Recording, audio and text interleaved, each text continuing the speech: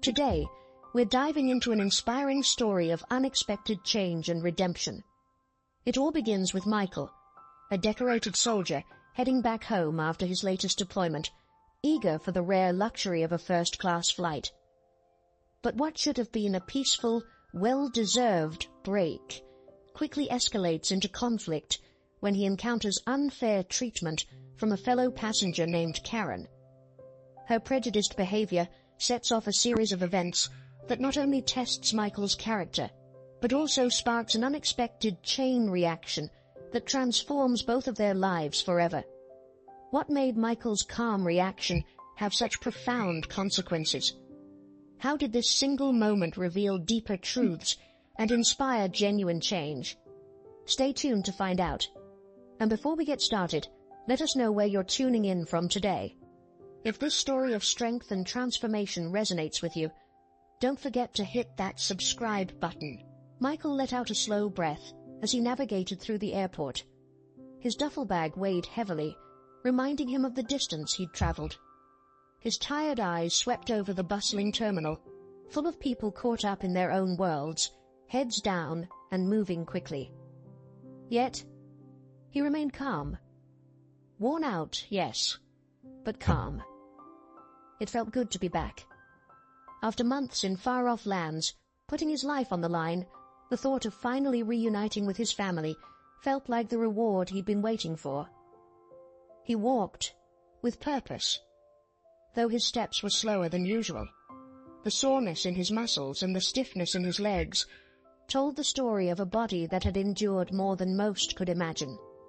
Still, he carried himself with pride, his freshly pressed uniform standing out in the crowd. He was used to the looks his uniform attracted. It was part of his life. Michael held his first-class ticket firmly in hand, the crisp paper a reassuring presence.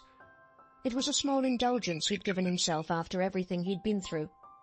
He remembered the moment he bought it, hesitating, because he thought he could use that money for his wife or daughter. But after weeks of back-to-back missions and nights spent under open skies in conflict zones, he felt he'd earned it. This first-class seat wasn't just about comfort. It was a brief respite, a small piece of peace away from the chaos. As he approached the check-in counter, the familiar hum of the airport surrounded him, the sound of rolling luggage, passengers chatting, muffled announcements. He offered the attendant a polite but weary smile as she scanned his boarding pass. "Thank you for your service, sir," she said, handing it back with a nod of respect. Michael nodded in return, appreciative but not in need of the constant reminders. All he wanted was to get home, to see his family, to hold his daughter close again.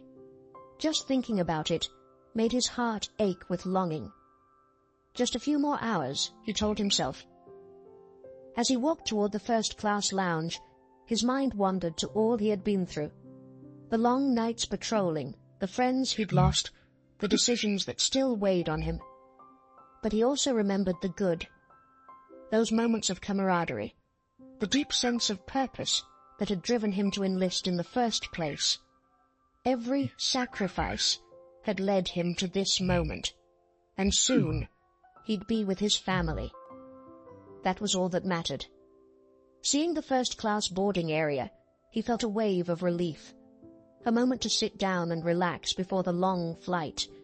He scanned the plush seats, most already taken by business travelers or couples quietly chatting. His gaze eventually fell on a woman seated by the window. She was hard to miss, well-dressed in a tailored jacket and designer shoes, exuding an aura of entitlement.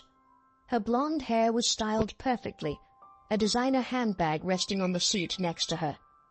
Everything about her screamed luxury, from her sparkling watch to the way she carried herself, chin slightly raised as she surveyed the room. Michael didn't think much of her initially. He wasn't one to judge based on appearances. After all, his experiences in the military had taught him that looks could be deceiving. But as he approached the empty seat beside her, he noticed her shift. Her eyes narrowed, her lips pressed into a line. "Excuse me, Michael said politely, stopping by the seat next to her. "I believe that's my seat." Karen didn't answer right away. Instead, she looked him up and down, her expression filled with thinly veiled disdain, as if she were deciding if he was worth responding to. Finally, she spoke, her tone dripping with condescension. "Are you sure?" she asked, raising an eyebrow. Her eyes flicked to his uniform, then back to his face. "This is first class." Michael's jaw tightened, but he kept his tone even. "Yes." "I'm sure. This is my seat." Karen leaned back, her manicured fingers tapping on the armrest as she looked him over again, this time with more scrutiny. Her eyes made it clear. She didn't believe someone like him belonged in first class. "Well, I find that hard to believe," she said, her voice light but tinged with insult. "You must have made a mistake. This is for first-class passengers." Michael took a steadying breath. He'd dealt with much worse, and he wasn't about to let this woman ruin his day.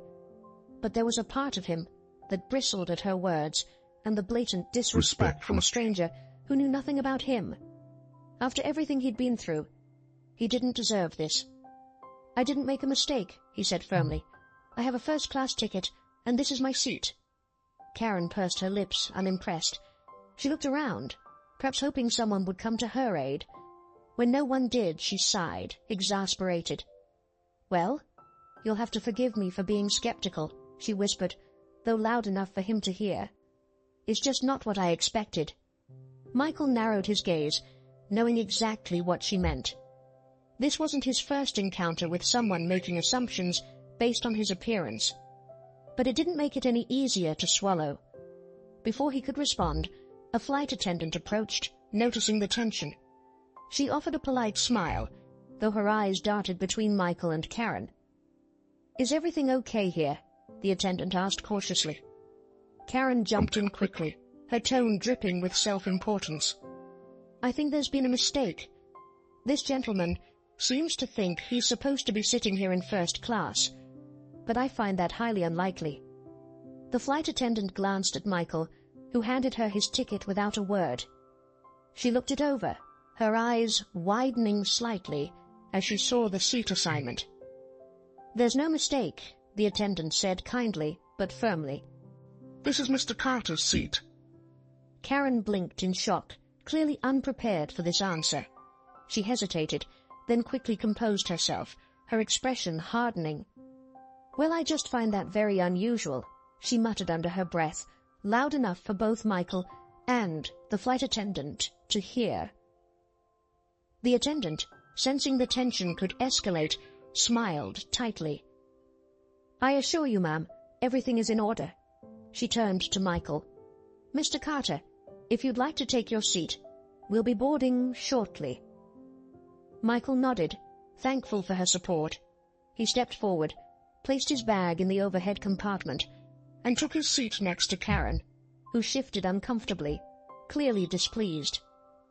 As he settled in, Michael felt a swirl of frustration, anger, and relief. He'd faced worse than an entitled woman with prejudiced assumptions, but it still hurt. All he wanted was a peaceful flight, yet things were off to a rough start. Looking out the window, he tried to focus on getting home, imagining the moment he'd see his family again. But Karen's presence was a reminder of the biases that still lingered, even in places as simple as an airport.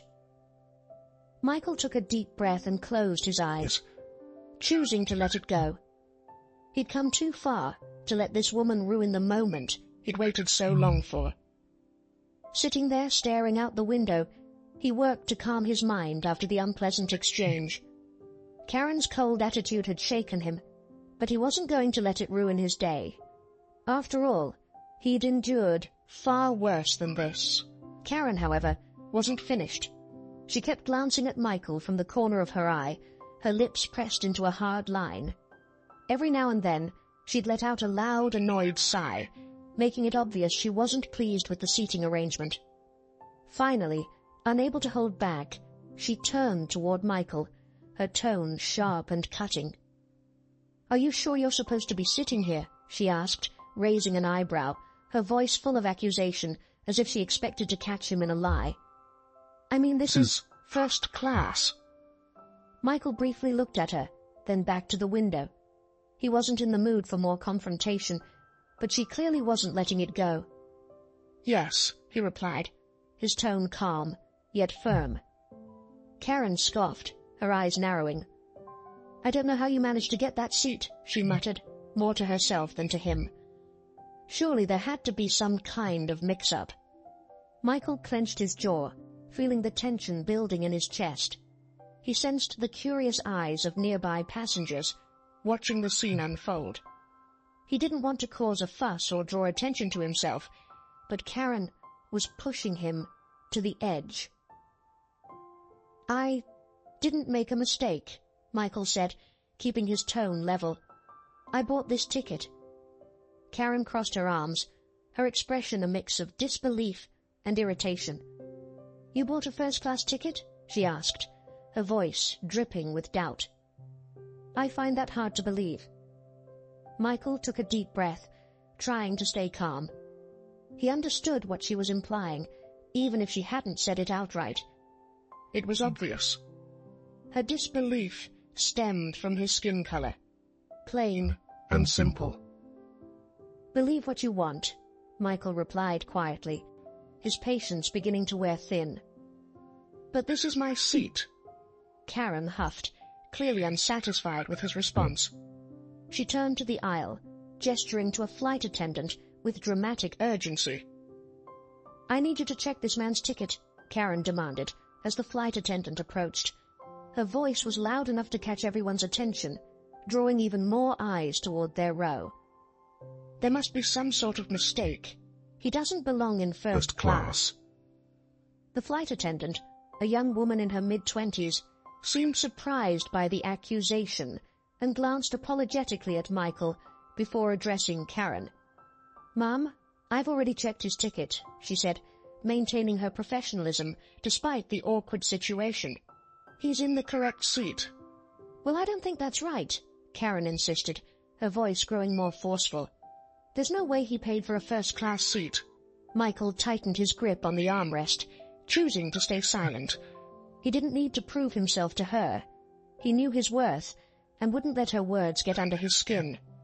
But he couldn't ignore the sting of her blatant disrespect. The flight attendant hesitated, looking back and forth between Michael and Karen. "Ma'am, I assure you, everything is in order," she said, her tone polite yet firm. "There's no mistake." Karen shook her head, clearly unsatisfied. "You need to check again," she said, her voice cold and insistent. "This man doesn't fit the profile of someone who flies first class. I don't know how he got this seat, but there's been some kind of mix-up, and I expect you to fix it." Michael felt a surge of anger rise in his chest. The prejudice was now undeniable, spilling out for everyone to hear. He looked around the cabin, noticing the other passengers shifting uncomfortably, their glances darting between him and Karen. Some passengers looked embarrassed, while others seemed like they wanted to intervene but weren't sure how. The flight attendant, keeping her cool, turned to Michael and gave him an apologetic smile. "Sir, I'm so sorry for the inconvenience," she said gently. "Could I please see your ticket again just to confirm?" Michael exhaled softly and reached into his pocket to retrieve his boarding pass, handing it over without a word. The flight attendant carefully examined it before looking up and nodding. "Everything is correct," she said, turning back to Karen. "This is Mr. Carter's seat." Karen's face flushed with irritation. She opened her mouth to argue, but the flight attendant quickly stepped in, her tone now more authoritative. "Ma'am, I need to ask you to please stop harassing Mr. Carter. His ticket is valid, and he has every right to be in this seat. If there are any further issues, I will have to involve the captain." Karen snapped her mouth shut, her eyes blazing with frustration. For a moment, it seemed she might argue more, but she seemed to think better of it. With an exasperated sigh, she crossed her arms and sank back in her seat, glaring at the back of the seat in front of her as though it had wronged her. Michael let out a quiet breath, feeling the tension in the air start to ease. The flight attendant handed him back his ticket with a sympathetic smile. "Thank you for your patience, sir," she said softly. "I'm truly sorry for the inconvenience." Michael nodded, appreciating her professionalism. "It's not your fault," he replied quietly. The flight attendant gave him a small nod and walked away, her posture still tense from the effort of keeping her composure. Michael watched her retreat down the aisle, feeling both relieved and frustrated. He was grateful the situation hadn't gone further, but Karen's words still lingered. Determined to focus on the positive, he settled back in his seat, reminding himself that he was almost home. Soon he'd be with his wife and daughter, and all of this would just be a distant memory. He only needed to get through the next few hours, but Karen wasn't ready to let things go. Even though the flight attendant had set her straight, she couldn't seem to let go of her frustration. She turned toward Michael, her eyes narrowing. "You know, this whole thing is ridiculous," she muttered under her breath, but loudly enough for Michael to hear. "I don't know why everyone's making such a big deal out of this. It's just a misunderstanding." Michael remained silent. He saw no point in engaging further. Anything he said would fall on deaf ears. "I mean, it's not like I said anything that bad," Karen continued, her tone dripping with self-righteousness. "People are so sensitive these days. You can't say anything without someone getting offended." Michael clenched his jaw, holding back the urge to respond. He knew replying would only fuel her fire. He focused on his breathing, reminding himself that this was temporary. Soon he'd be off this plane, far from Karen's negative energy. But his silence only seemed to encourage her to keep going. "It's not like I was being rude," she insisted, her voice rising. "I just asked a simple question. It's not my fault if people jump to conclusions." Michael finally turned to her, his gaze steady and firm. "You didn't ask a question," he said, his voice low and controlled. "You made an assumption." Karen blinked, momentarily taken aback by his calm confrontation. For a split second she looked as if she was considering her response, but her expression quickly hardened. "Well, excuse me for being surprised," she snapped. "I don't usually see—" Michael raised a hand, cutting her off. "You don't need to explain," he said, keeping his voice calm but firm. "I know exactly what you meant." Karen stared at him, her mouth open, seemingly shocked that he'd dared to respond so directly. For a brief moment, it looked like she might argue more, but she quickly clamped her mouth shut, turning away from him with a loud, annoyed huff. Michael shook his head and looked back out the window. He wasn't going to let her drag him into a pointless argument. He had dealt with people like Karen before, those who hid their biases behind subtle digs and smug smiles. He knew better than to let it get under his skin. As the minutes ticked by, Michael tried to focus on the joy of seeing his family again, though it was hard to fully relax with Karen just inches away, radiating hostility. A few rows up, an older couple exchanged uneasy glances, visibly uncomfortable with the tension in the air. A young man with earbuds in stared at his phone, but his posture made it clear he was tuned into the situation. Other passengers shifted in their seats, stealing glances toward Michael and Karen, unsure how to respond to what they had just witnessed. Michael knew that for some, this would be a reminder of how subtle yet persistent discrimination could be, even in ordinary moments.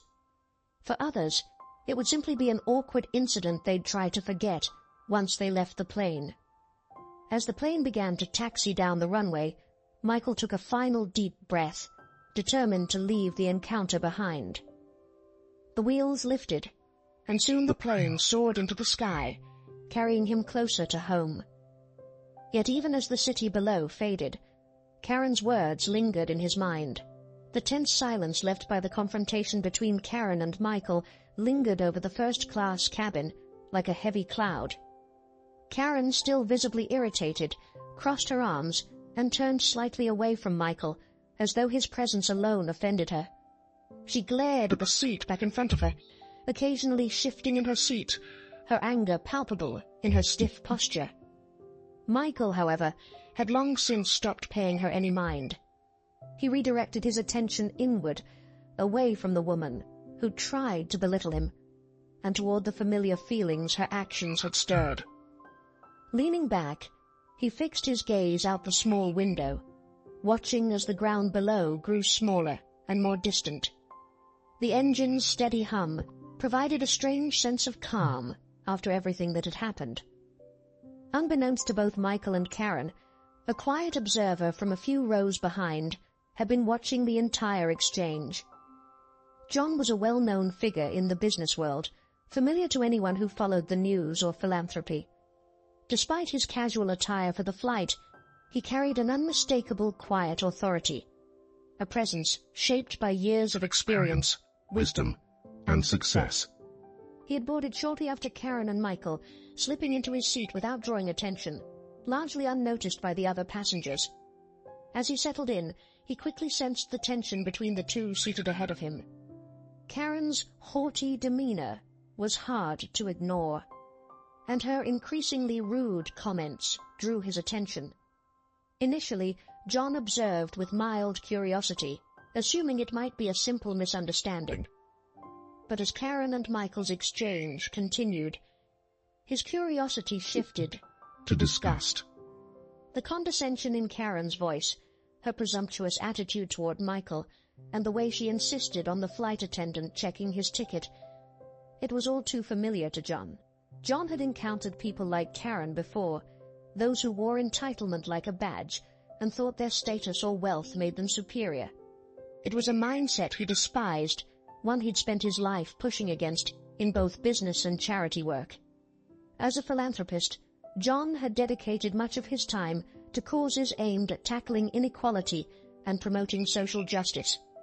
He had always believed in using his influence to drive change, but moments like this reminded him of just how far society still had to go.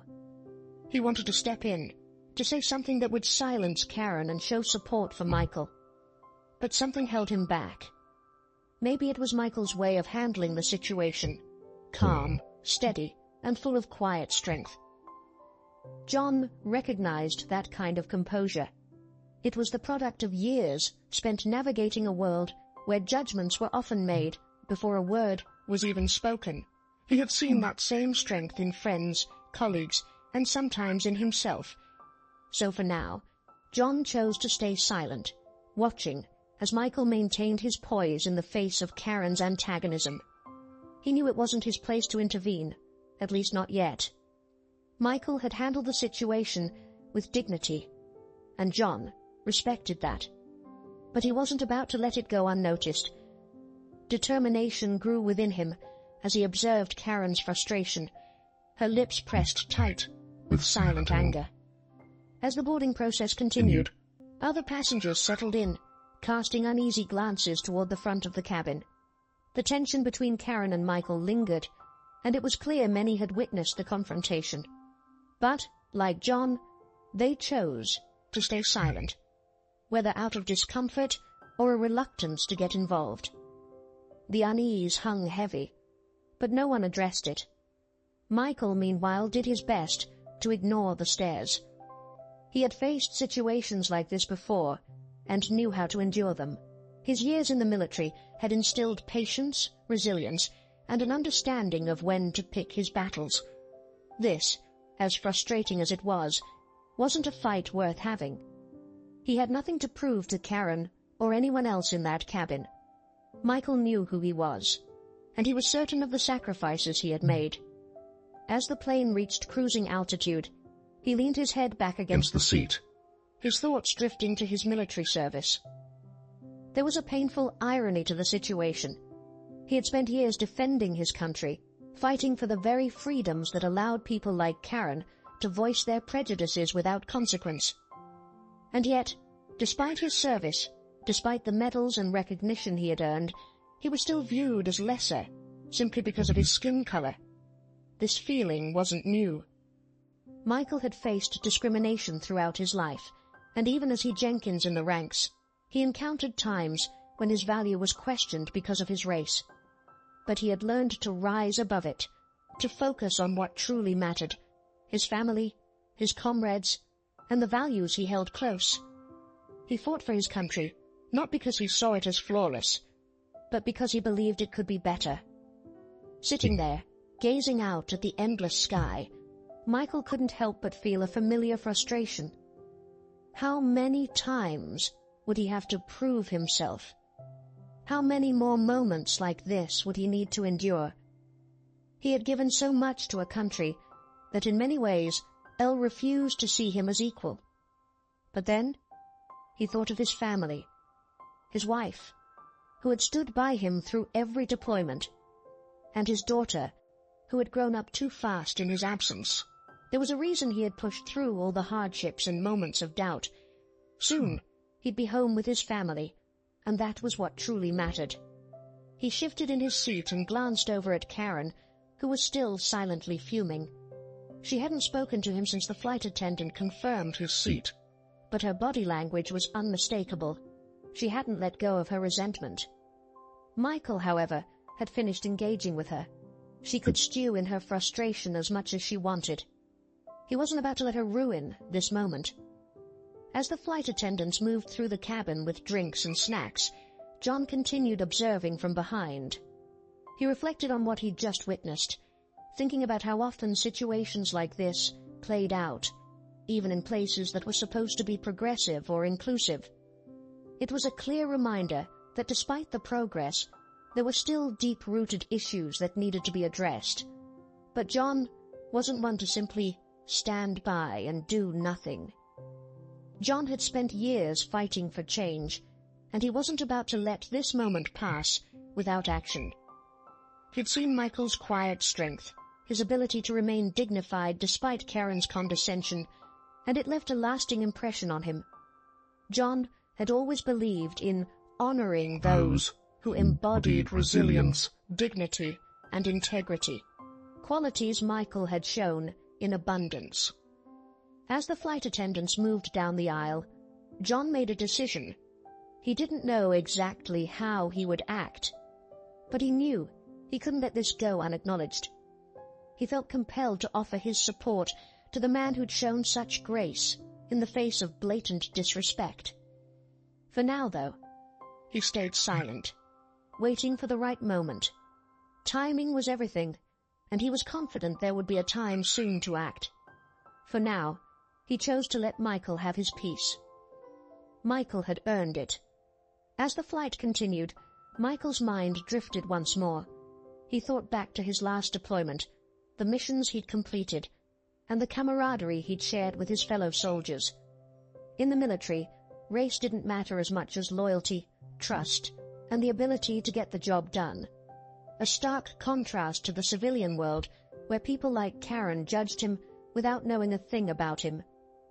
Yet Michael knew change was possible. He'd seen it in the small daily acts of unity among his comrades who stood by each other without regard for backgrounds, coming together under a shared purpose. He believed the outside world could learn from this. Change was slow and often difficult, but it was achievable. As the plane continued its journey, Michael closed his eyes, letting the hum of the engines bring him into a calm, reflective state. He didn't know what the future held, but he knew one thing for certain. He wouldn't let people like Karen hold him back. He'd worked too hard, sacrificed too much, to be diminished by narrow-mindedness. And as he sat there, unaware of the quiet observer behind him, he couldn't have known that this flight was about to take a surprising turn, one that would remind him that there were still those who believed in doing the right thing. John, too, remained deep in thought, his gaze fixed on the back of Karen's seat. He had seen enough, and was ready to take action. But for now, he waited, already forming a plan for what he would do once the plane landed. The flight might have seemed uneventful on the surface, but something much more profound was brewing. Neither Michael nor Karen knew just how impactful this journey would become. The plane touched down softly, the engines shifting as they taxied toward the gate. For most passengers, the end of the flight brought relief. But for Michael, it marked the end of an experience he wouldn't soon forget. He'd stayed composed, keeping his dignity intact in the face of Karen's arrogance.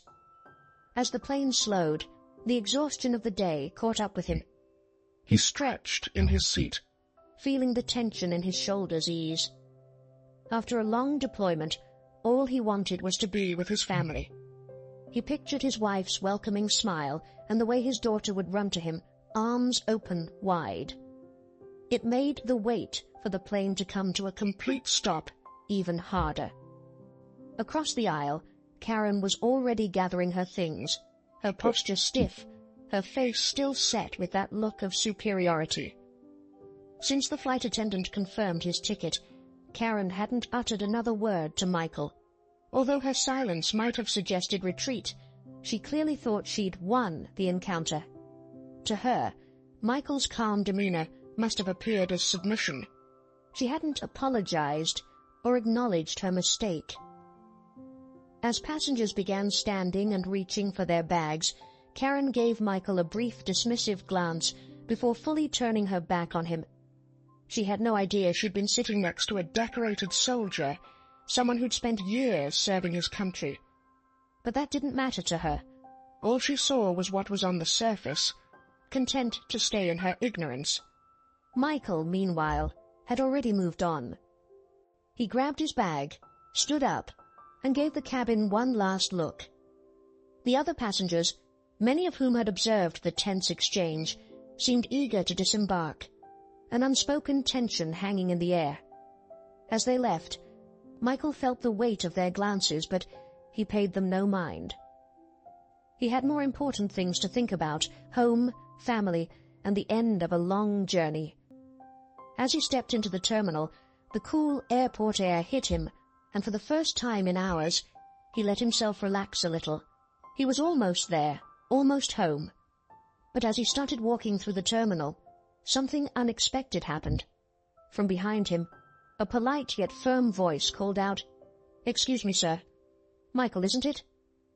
Michael turned to see a man approaching, casually dressed but exuding a quiet confidence. At first, Michael didn't recognize him, but then it clicked. This man had been seated a few rows back, silently observing the earlier incident with Karen. "Yes?" Michael responded cautiously. "Can I help you?" The man smiled and extended his hand. John Carter." Michael shook his hand, still uncertain of the man's intentions. The name sounded familiar, though he couldn't quite place it.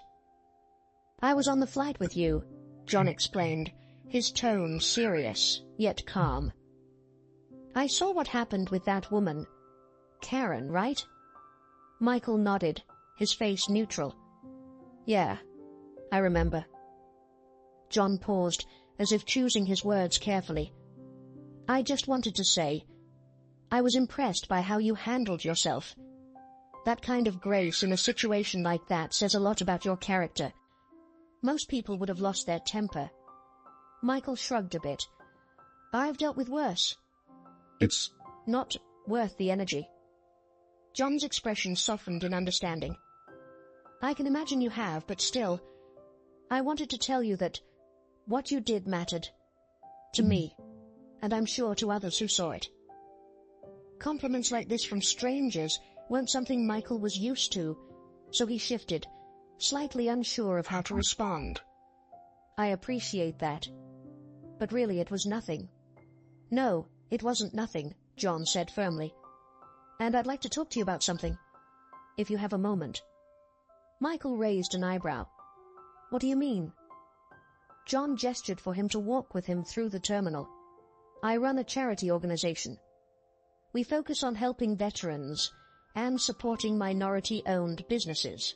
And after seeing how you handled yourself back there, I think you'd be a great fit for a role we have. It's something I'd love to discuss with you." Michael was taken aback. He'd expected a quick thank you from a fellow passenger who'd seen the encounter, but this was entirely different. He followed John as they walked, Curiosity piqued. "What kind of role are we talking about?" Michael asked, his voice cautious yet intrigued. John smiled as they reached a quieter part of the terminal, away from the crowds. "We're always looking for people with strong leadership skills, people who can inspire others and help guide our mission. You clearly have those skills. I saw it back on the plane. You didn't let her words get to you." "That's the kind of resilience we need." Michael listened closely, still processing everything. "I've done my time in the military. I was planning to take a break, focus on my family for a bit." John nodded in understanding. "And I respect that. But this wouldn't be full-time. It's something you could do on your own terms, and the impact you'd have, it would be significant." Michael was at a loss for words. The idea of working for an organization that helped veterans and minority-owned businesses appealed to him. But this offer had come so unexpectedly. He'd just been trying to get home and put the incident with Karen behind him, but now it seemed that moment had led him somewhere new, somewhere he hadn't anticipated. "What kind of impact are we talking about?" Michael asked after a pause. John's eyes brightened. "We're working on several projects right now. One of the biggest is a mentorship program for veterans transitioning to civilian life. You'd be able to guide them, help them find their footing, and share your experiences." He continued, "We're also supporting minority-owned businesses with grants, giving them a hand to start or expand." Michael nodded slowly, considering the possibilities. He had always wanted to find a meaningful way to serve after his time in the military. This opportunity seemed to appear out of nowhere, but maybe that was the point. John must have noticed Michael's hesitation, because he added, "Look, I don't expect you to give me an answer right now, but I'd love for you to come to a meeting with the team, see what we're about. I think you'd be impressed with what we're doing." Michael looked at John, still uncertain, but he could feel a spark of excitement building. "A meeting, huh?" he replied. John grinned. "Yeah, we're based not far from here. How about tomorrow? No pressure. Just come by and see what we're working on." Michael considered the invitation for a long moment before nodding. "All right, I'll come by." The two men shook hands again, and as they did, Michael felt a sense of purpose he hadn't experienced in a long time. This wasn't just a random encounter. It felt like the beginning of a new chapter. As he walked away, heading to reunite with his family, he couldn't help but feel thankful for the unexpected turn in his journey. The next day, Michael arrived at the address John had given him, a modest yet professional building nestled in the heart of the city. He didn't know what to expect, but the moment he walked through the doors, he felt warmth and a clear sense of purpose. The walls were decorated with photos of veterans and their families, alongside snapshots of smiling entrepreneurs at ribbon-cutting ceremonies for their new businesses. John met him at the entrance, greeting him with the same friendly smile from the day before. "Glad you made it," he said, leading Michael down the hall to a conference room where a few team members were already seated. As the meeting got underway, Michael listened to John and the others discuss their projects, becoming more and more engaged. The work they were doing felt real and impactful, providing much-needed support to veterans and minority-owned businesses, and he could see it was changing lives. As the discussion continued, Michael could see how he might fit into their work. When the meeting wrapped up, John looked at him hopefully. "So, what do you think?" Michael smiled, feeling more certain than he had in a while. "I think I'm in." Over the next few weeks, Michael embraced his new role, bringing his experience and leadership skills to help guide veterans through their transitions and support minority-owned businesses. The work was challenging, yet deeply fulfilling, and he found a renewed sense of purpose in it. Meanwhile, Karen remained oblivious to the ripple effect her behavior on that flight had set in motion. She walked away from the incident, feeling she had somehow won, not realizing that her actions had only fueled Michael's resolve to make a difference. And as Michael continued his work, he knew one thing for sure. No matter how people like Karen tried to bring him down, he would always rise above. Little did he know, the encounter on the plane was about to take on a life of its own. Unbeknownst to both Michael and Karen, a fellow passenger had quietly recorded their interaction with a smartphone. The video, capturing Karen's condescending words and Michael's composed response, was about to go viral. A college student named Chris, seated a few rows back, had witnessed the exchange. Initially reluctant to intervene, Chris sensed the importance of the moment and decided to document it. After considering it for a day, Chris shared the video online, hoping to start a conversation about racial prejudice in everyday life. Within hours, the video spread like wildfire across social media, racking up millions of views and sparking heated discussions. The hashtag #FirstClassRacism began trending, with people from all walks of life weighing in. Comments poured in, overwhelmingly supporting Michael. This man's calm in the face of disrespect is incredible. True strength right here. How is this still happening in 2024? Her behavior is disgusting. I hope the airline bans her for life. This kind of racism has no place in society. As the video continued circulating, it caught the attention of major news outlets. Soon, the story appeared on national broadcasts, with anchors and commentators analyzing the incident and discussing its broader implications. One anchor introduced the segment saying, "A shocking display of racial prejudice on a first-class flight has sparked a nationwide discussion on privilege and discrimination." The viral video, now with over 10 million views, shows a woman identified as Karen Hartley questioning a black man's right to sit in first class. The public's reaction was swift and intense, with many people calling for repercussions. It didn't take long for internet sleuths to identify Karen and trace her back to her employer, a well-known marketing firm in New York City. As the backlash grew, Karen's employer found itself in the midst of a PR disaster.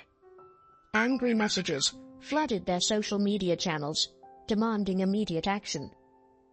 Emily Roberts, the company's CEO, quickly recognized the seriousness of the situation. At an emergency meeting with her executive team, Emily paced, visibly tense. "We need to address this right away," she said, her tone firm. "If we stay silent, people will think we condone this behavior." One executive suggested, "Maybe we should wait it out. These things usually blow over." But Emily shook her head decisively. "No, waiting is not an option. Our values emphasize diversity and inclusion. Not acting now would make us hypocrites." After a heated discussion, they reached a decision. Emily prepared a statement condemning Karen's behavior and announcing her immediate dismissal. It read, "We at Roberts Marketing are deeply disturbed by the recent video involving one of our employees. The behavior displayed is inconsistent with everything our company represents. We have a zero-tolerance policy for discrimination of any kind. Effective immediately, Karen Hartley is no longer with our organization." As word of Karen's firing spread, the public's reaction was mixed. Many praised the company for swift action, while others questioned if the punishment was fair. The incident sparked wider conversations about social media accountability and employers' roles in addressing employees' actions outside of work. Completely unaware of the storm brewing, Karen was blindsided by her abrupt termination. She showed up at work one morning to find her access card disabled and security waiting to escort her out. Shocked, she tried to explain to her co-workers. "It's just a misunderstanding," she said, her voice edged with panic. "They're blowing this out of proportion." But her protests were met with silence. As she left the building, the reality sank in. Her comfortable life was unraveling, all because of one moment of prejudice captured on video. In the days that followed, Karen's life turned into a nightmare of public scrutiny and personal crisis. She was recognized on the street, with people hurling insults and calling her a racist. Her social media accounts were bombarded with angry messages, forcing her to shut them down. Even friends and family began distancing themselves, unwilling to be associated with the scandal. Desperate to redeem herself, Karen agreed to an interview with a local news station. Sitting across from the interviewer, her usual confidence was replaced with an anxious demeanor. "Miss Hartley," the interviewer began, "what do you have to say about your actions on that flight?" Shifting uneasily, Karen responded, "I realize now that my behavior was inappropriate," her voice wavering. "But I want people to know that I'm not a racist. It was just a misunderstanding." The interviewer pressed, "But the video clearly shows you questioning the gentleman's right to be in first class based on his appearance. How is that not racist?" At that, Karen's composure began to crack. "I was tired. I wasn't thinking clearly," she stammered. "I've never had issues with people of color before. I have black friends." Her weak defenses only intensified public anger. Social media erupted with memes and parodies of her interview, cementing her as a symbol of entitled racism. While Karen faced the fallout from her actions, Michael's story was taking a different path. The same video that exposed Karen's prejudice also highlighted Michael's calm and dignified response. Many were struck by how composed he remained, despite the disrespect. Seeing an opportunity to further their mission, John's charity decided to feature Michael in a new anti-discrimination campaign. They created a series of videos where Michael shared his experiences and discussed the importance of respecting all people. In one video, he looked directly into the camera, his voice steady and sincere. "What happened to me on that flight isn't unique," he said. "People of color face these kinds of microaggressions every day, but we have a choice in how we respond. We can let it break us down, or we can use it as fuel to drive positive change." The campaign resonated with people nationwide, and Michael's message of resilience and hope touched many who had faced similar discrimination. Donations to the charity surged, allowing them to expand their support for veterans and minority-owned businesses. Michael soon found himself in the spotlight, receiving invitations to speak at conferences and events across the country. Initially reluctant to embrace the attention, he preferred to stay focused on the work rather than his newfound visibility. But as time went on, he realized that his platform could create meaningful change. During a particularly impactful speech at a national racial equity conference, Michael addressed a packed auditorium. "The incident on that plane was just a moment," he began, his voice resonating through the silent crowd. "But it represents a much larger issue in our society. We need to have honest conversations about race and privilege. We need to challenge our own biases and stand up against discrimination wherever we see it." The crowd responded with resounding applause, with many rising to their feet in a standing ovation. Michael's message resonated, encouraging people to reflect on their own behavior and strive for a more inclusive community. As Michael's influence spread, so did the reach of John's charity. They teamed up with large corporations to implement diversity and inclusion training. They expanded grants for minority-owned businesses, boosting job creation and growth in underserved communities. Their veteran programs also grew, providing critical support to those who had served. One day, after a meeting at the charity's office, Michael ran into John in the hallway. John clapped him on the shoulder, a proud grin on his face. "You know, Michael," he said, "when I saw you on that plane, I knew you were something special. But I had no idea just how much of an impact you'd have." Michael returned the smile, a mix of gratitude and resolve in his eyes. "I'm just glad I can use my experience to help others," he replied. "Every day, I'm reminded of why this work matters so much." As they walked towards the exit, John chuckled. "You know, in a strange way, we almost owe Karen a thank you. Her actions that day set all of this in motion." Michael shook his head thoughtfully. "I don't think we owe her anything, but I do hope She's learned something from all this. Maybe in some way, this whole experience has opened her eyes.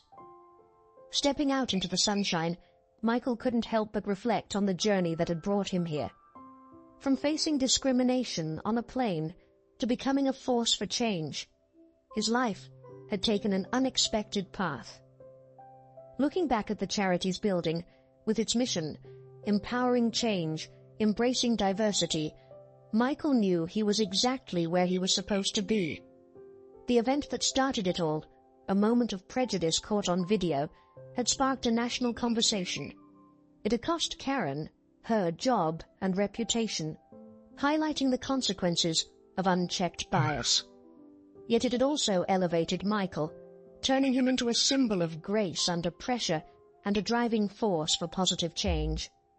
As Michael drove home that night, he thought about the lives he'd impacted. Veterans finding their footing in civilian life, minority entrepreneurs gaining the support they needed to succeed, and countless people encouraged to confront their own biases. He couldn't help but smile at the irony. Karen's attempt to diminish him had instead propelled him into a position to make a real difference. It was a powerful reminder that life's toughest moments can lead to the most unexpected and rewarding opportunities. As he pulled into his driveway, Michael saw his wife and daughter waiting on the porch.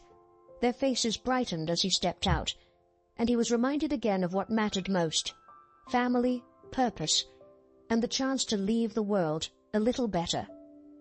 The public reaction against Karen and Michael's newfound influence had created a ripple effect, impacting lives far beyond that first-class cabin. It was proof of the power of standing up against injustice, a reminder that one person's dignity in the face of discrimination could inspire countless others. As the uproar around the viral video started to settle, the effects of that flight kept expanding, reaching people far beyond Michael and Karen. The video sparked a national conversation on race, privilege, and accountability, leading to unforeseen consequences and opportunities for many involved. For Michael, life took on a new rhythm, and his work with John's charity became much more than a job. It was a calling. Each day brought new challenges and rewards as he worked to expand the charity's reach and influence. On a particular morning, Michael prepared for a meeting with a potential sponsor, a Fortune 500 company interested in partnering with the charity for a national diversity initiative.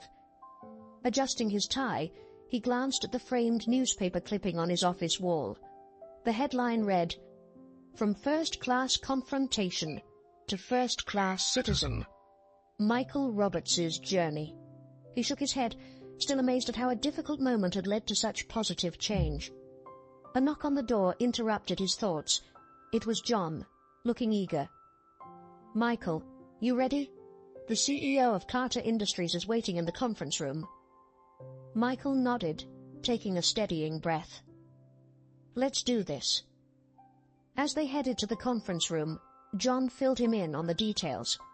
Facing intense backlash, Karen's former employer quickly found itself in a PR crisis, with social media flooded by angry calls for action.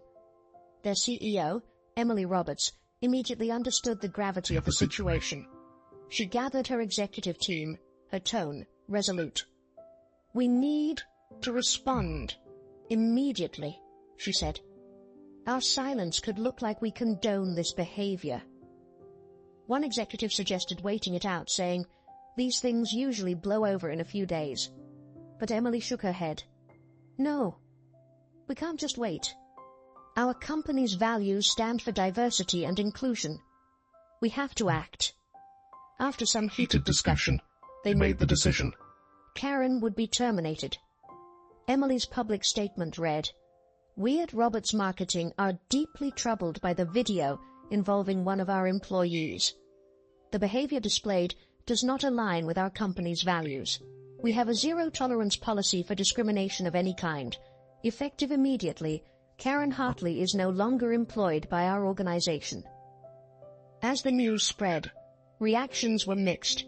Some praised the swift action, while others debated whether the punishment was appropriate. The incident, ignited a wider discussion on accountability in the digital age and the responsibilities of employers regarding personal behavior. Meanwhile, Karen, oblivious to the growing firestorm, arrived at work to find her access revoked and security ready to escort her out. In disbelief, she tried to justify herself to her colleagues. "It's just a misunderstanding," she insisted, panic in her voice. "They're blowing this way out of proportion." But her pleas fell on deaf ears. As she left the building, the reality of her situation began to sink in. Her life was unraveling due to one moment of prejudice caught on camera. In the aftermath, Karen's life became a whirlwind of public shame and personal crisis. People recognized her on the street, hurling insults and accusations. Her social media accounts were bombarded with hate, forcing her to shut them down. Friends and family started to distance themselves, unwilling to be associated with the controversy. In desperation, she agreed to an interview, hoping to redeem herself. Sitting across from the interviewer, her usual confidence was replaced with anxiety.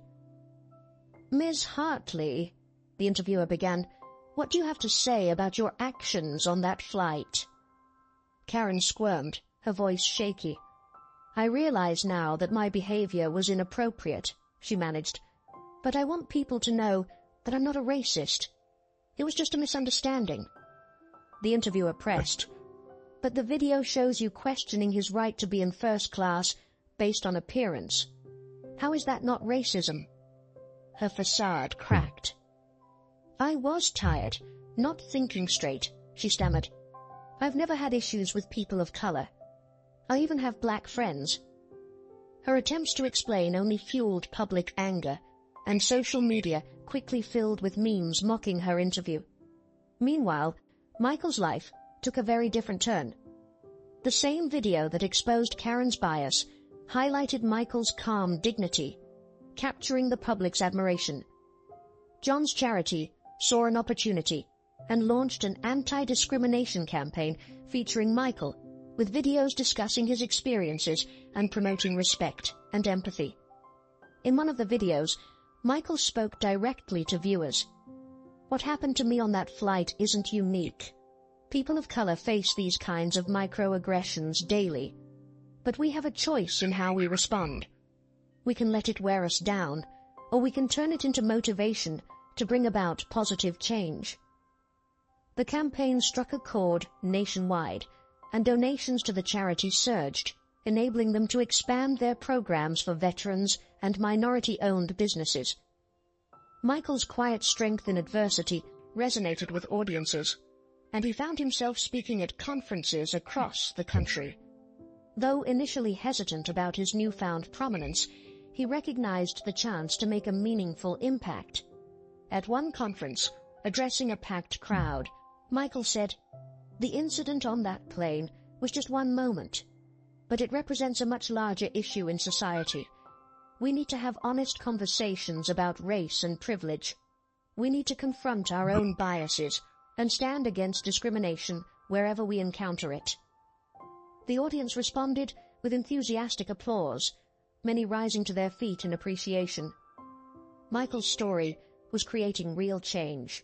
Carter Industries, feeling the pressure to revamp their diversity initiatives, wanted to partner with Michael and John's charity to provide mentorship, support, and training for minority employees and entrepreneurs. During a meeting with the Carter team, Michael met a familiar face. Emily Roberts, the former CEO of the company that had fired Karen. Extending her hand, she greeted him warmly. "Mr. Roberts, it's truly an honor. Your story has been inspiring for so many, myself included." Michael, surprised, replied, "Ms. Roberts, it seems we have a mutual connection." Emily's smile wavered. "Yes, the incident with Karen was a wake-up call for all of us. It showed us we needed to go beyond words to truly live our values." Now, in her new role as Carter's Chief Diversity Officer, she explained, "I wanted to be part of the solution, to create real change, not just respond to crises." As they discussed Carter's plans, Emily proposed an idea that left Michael intrigued. "What if," she suggested, "we gave Karen a chance to make amends? Not just a public apology, but an opportunity for real growth and change." Michael felt a mixture of emotions at the suggestion. "What are you suggesting?" he asked cautiously. Emily continued. "She could complete our diversity program, even share her story as a learning experience. It would show that even those who make serious mistakes can learn and grow." Michael leaned back thoughtfully, considering the bold proposal. Their work was about encouraging change, so wasn't this an extension of that mission? Emily waited for his response, and after a moment, Michael nodded slowly. "It's not a decision to take lightly, but I'll think it over." After much deliberation, Michael decided to move forward with Emily's idea, with conditions. Karen would undergo a comprehensive education program, not just a one-time training. She'd need to demonstrate real growth and agree to use her story to educate others. When Emily shared the offer with Karen, she was skeptical and defensive at first. "Why would he want to help me?" she demanded, suspicion evident. Emily responded gently.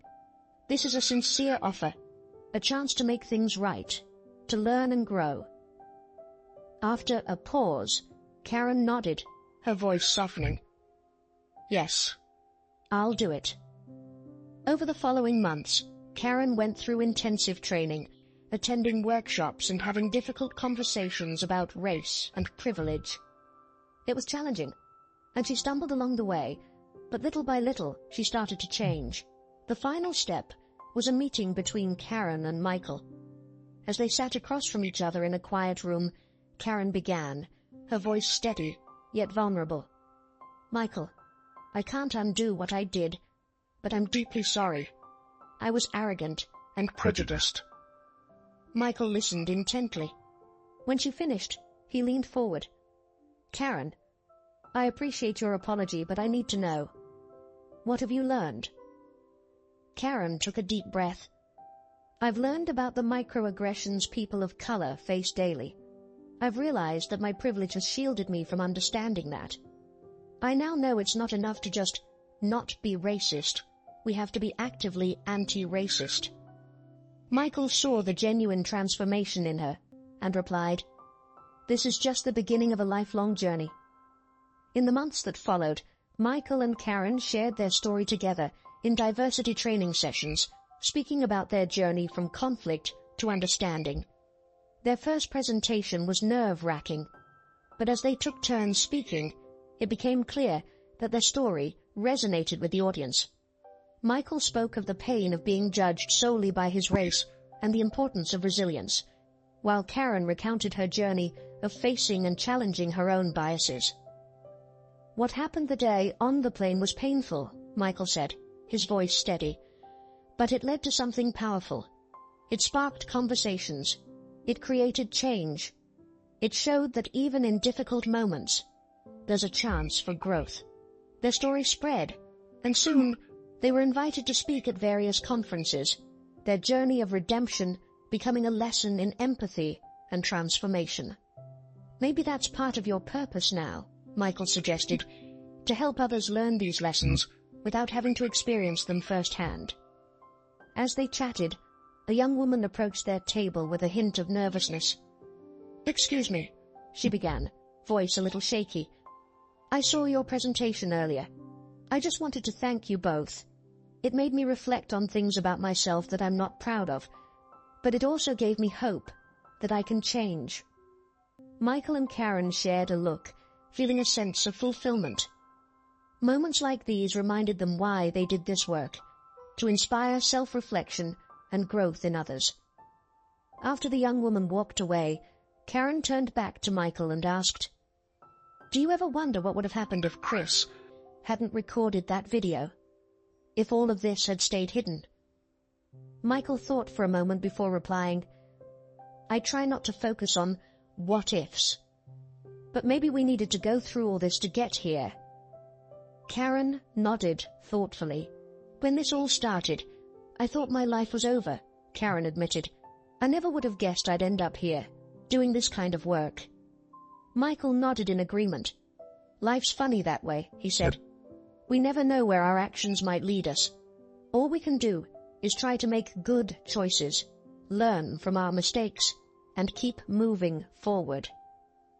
Sitting together, this unlikely pair, brought together by conflict, felt an undeniable sense of purpose.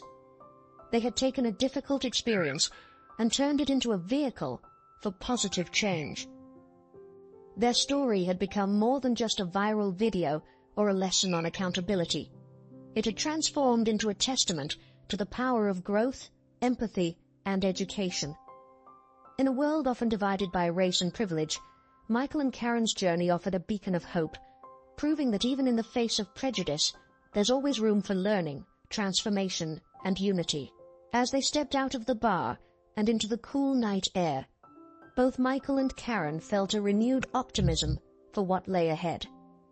They had come a long way from that day on the plane, yet in many ways, their journey was just beginning. There were more stories to share, more minds to open, and more hearts to reach. As they went their separate ways for the night, heading to their respective hotel rooms, they carried with them a sense of pride that their collaboration was making a real difference in the world. One presentation at a time, one conversation at a time, they were working toward a more compassionate, inclusive society. The journey wasn't always easy, and there were still moments of tension, but they had learned to embrace the discomfort. Those uncomfortable moments, they realized, were often where the most profound growth happened. They were learning to lean into the hard conversations, encouraging others to do the same. That night, as Michael lay in bed reflecting on the day, he marveled at the unexpected path his life had taken. From a decorated soldier to a man who faced discrimination, to a force for positive change. He thought of the young woman who had approached them earlier, and the countless others who had shared similar stories of self-reflection and growth. It was a powerful reminder of why their work mattered. Across town, in her own hotel room, Karen was lost in similar thoughts. She looked at herself in the mirror, recalling the entitled person she used to be. The journey of self-discovery hadn't been easy, but she wouldn't trade it for anything. As both Michael and Karen drifted off to sleep that night, they felt a profound sense of purpose and hope. They knew there was still much to be done, more minds to open, and more lives to change. Yet they were ready for the challenge. Their journey, a story of conflict, self-growth, and reconciliation, had become a powerful tool for change. And as they looked toward the future, both Michael and Karen were committed to using their experiences to build a more compassionate, understanding world. Their story served as a reminder that even in our darkest times, there's always potential for growth and transformation, that with empathy, education, and a willingness to change, we can overcome our biases and create bridges across the divides between us. As the city slept, Michael and Karen rested, ready to face another day of impactful conversations and meaningful work. Their journey was far from over, but it was just beginning to inspire change on a broader scale. Michael's resilience in the face of discrimination had ignited a transformative journey, one that had a lasting impact not only on those directly involved, but on many who heard his story. The unexpected events had unveiled deeper truths and sparked a powerful message of redemption and change. If Michael's journey inspired you, don't forget to subscribe for more stories of courage and impact. And before you leave, we'd love to hear from you. How do you think you would handle a similar situation? Share your thoughts in the comments below.